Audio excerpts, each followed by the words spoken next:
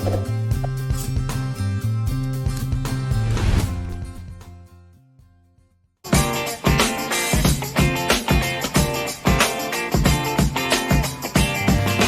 يسعد مساكم حبايب قلبي، مثل العادة شيف ماجد معكم دوما. اليوم بعد ما علمناكم على طريقة أو أعطيناكم طريقة الحمص الناعم بالطحينة على الطريقة السورية الشامية، اليوم راح نعمل لكم حمص بيروتي.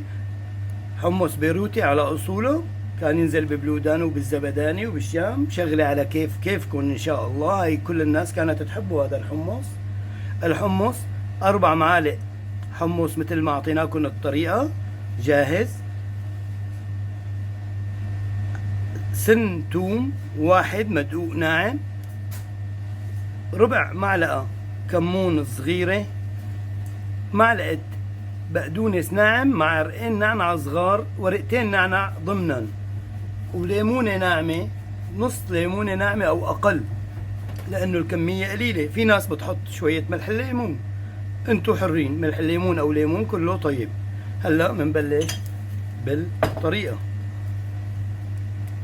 ضرس الثوم والكمون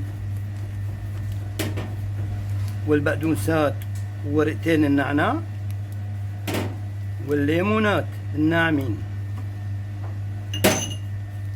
هذا هو الحمص البيروتي، وما بدي اياكم تحكموا عليه لتذوقوه.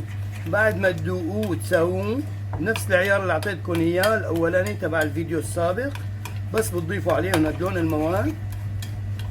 هذا هو الحمص البيروتي. طبعا هلا راح نعطيكم طريقة تزيين الصحن بشكل ظريف. احنا من باب انه يطلع الصحن حلو واكله طيبه جدا جدا، وارجو انه تجربوها، ولا تنسوا من الاشتراك بالقناه لانه راح اعطيكم اسرار كثيره طيبه وحلوه. وبرمضان ان شاء الله راح اعطيكم كذا موضوع ان شاء الله. راح تدعوا لنا 100%. هلا هذا صحن حمص راح نعمل له هيك طريقة زينة ناعمة.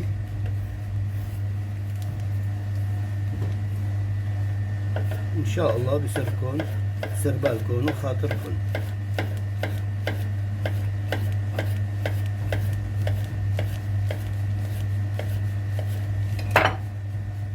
هلا بعد ما قطعنا الخياراي ترنشات يطلع الصحن حلو. احنا من باب انه يطلع الصحن حلو. الدنيا جاية على رمضان ان شاء الله، كل عام وانتم بخير. وراح نساوي لكم مفاجآت كتير على القناة، وراح نعمل تفصيلة الخروف. الله يرزق الجميع، وان شاء الله شهر خير على الجميع، ونتمنى لكم صيام مقبول بإذن الله. طبعا الخيار بيتاكل مع الحمص البيروتي. اي شغله بتتاكل، اي شغله عم زينها بتتاكل مع نفس الاكله. هون مثلا احنا ما بدنا نعجقل الصحن، بس لكن لازم يطلع حلو، لازم يطلع حلو. هلا نعمل وردة صغيرة مثل ما اتفقنا، البندوراية القشرة تبعه. طبعا الباقي كله بنستخدمه، الباقي كله بنستخدمه.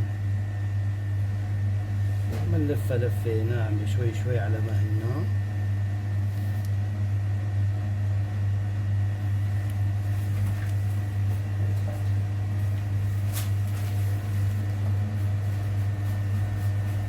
وهذا الحمص البيروتي طيب معه النعناع كل اشكاله. وهاي بخة زيت، وان شاء الله مليون هنا. احلى صحن حمص بيروتي.